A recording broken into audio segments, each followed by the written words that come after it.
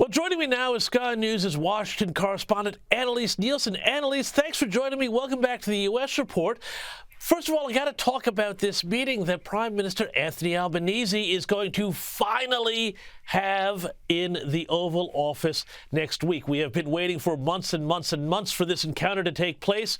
What's going to happen?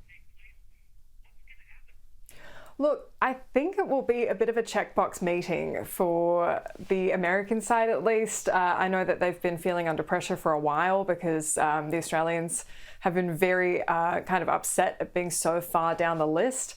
Look, Anthony Albanese, he's just not someone who has a lot of leverage, influence, kind of identity within Trump world, but also we're just not actually in harm's way either. We're not getting the worst of the tariffs. We've got the lowest level that the US is giving anyone in the world.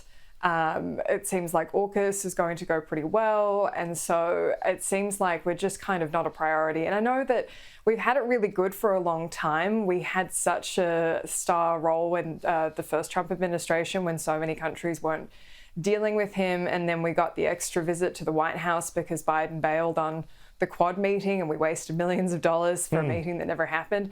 So I think there's that kind of managing that expectation as well. But, you know, you just never know with Donald Trump. He could be in a really bad mood that day, or if Albanese says something that's considered talking down to him or kind of making a joke of him, I can imagine it will turn very quickly.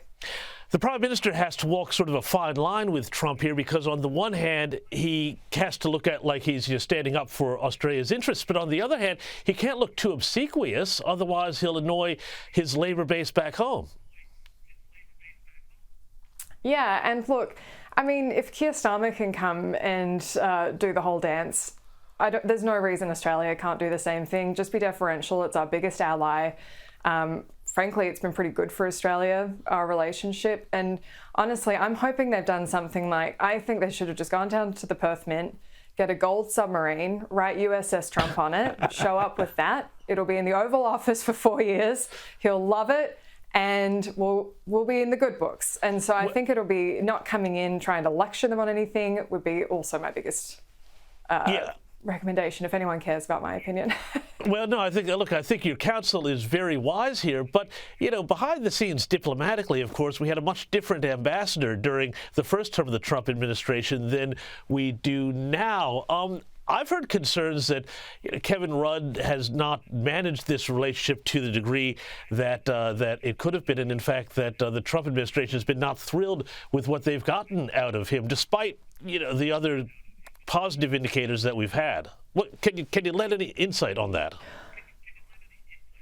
Look, from what I can tell, I don't think he's really tried. I think what he's done is really try and target Treasury, Commerce, State Department, and I think he's just known it's a bit of a wash trying to fit in with Trump world when they're just so opposite. And he's a policy wonk, he's left-wing. The one thing he has is being very anti-China, but also just anyone who Googles him knows exactly what he said about Trump, and it's just not something you can run away from. And the difference in that, I know everyone says, oh, but so-and-so said something critical about Trump, and what about J.D. Vance? They admitted they were wrong.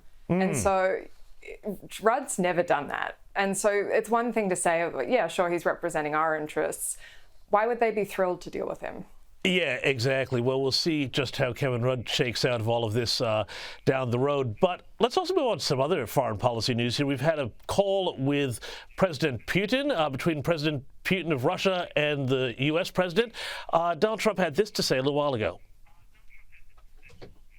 I would say within 2 weeks or so, pretty quick. Marco Rubio is going to be meeting with his counterpart, as you know, Lavrov, and they'll be meeting pretty soon. They're going to set up a time and a place very shortly. Maybe it's already set up. They've already spoken. And I thought it was a very good phone call. I thought very productive. But I'll be meeting with President Putin, and we'll make a determination. So he's got a meeting with Vladimir Zelensky of Ukraine tomorrow. We've got a Trump-Putin meeting in a couple of weeks here. Is he trying to knock together some sort of solution to the Ukraine-Russia war here in the same way that he's done in the last several weeks between Hamas and Israel? Oh, yeah, he wants this done, and he's said it time and again. He's solved 7 out of the 8 conflicts. He likes being the peacemaker. He likes having the world influence. And I know, like, it's been such a thing for so many years about, oh, the neocons, they want to be world police, and it's so isolationists. Americans like being the world police when they win. They like getting it right, and they have been getting it right. And so he wants to continue that. And he gets to say that it was all started under Biden and wouldn't have happened if he was in the White House. That's, I mean, I think there is some truth to that. He's so unpredictable on a world stage. You don't know when he's going to drop a bunker buster on Iran, so you don't mess around.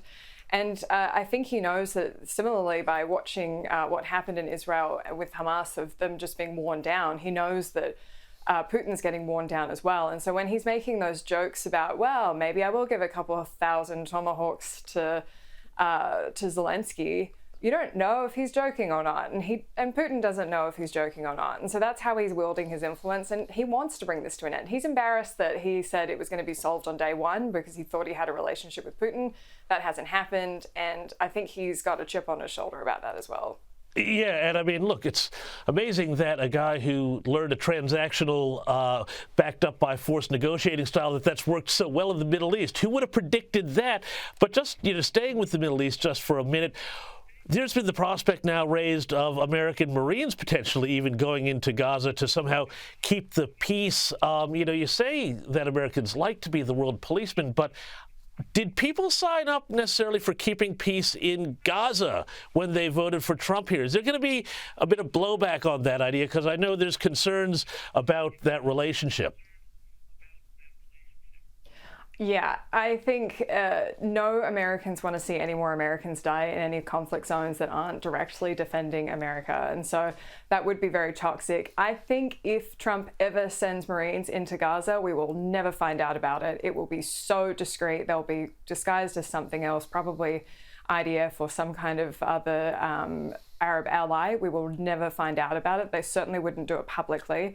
And I mean, people forget that we have had attacks on US bases during this war. And also, don't forget, one of the biggest casualty events was Biden building that $230 million pontoon that sunk after 20 days.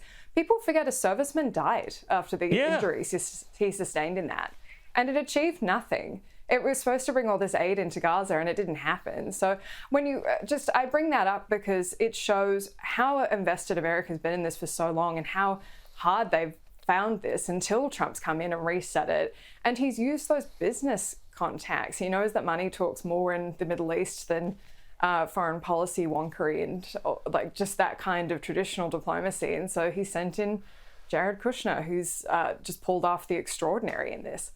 And as you say, it is extraordinary. Jared Kushner said he could solve it because he read 25 books on the subject. And you know what? They've done a hell of a lot better than so many decades and decades of experts who thought they knew what they were doing, but clearly didn't. Annelise, Nielsen, thank you so much for your time here on the U.S. Report.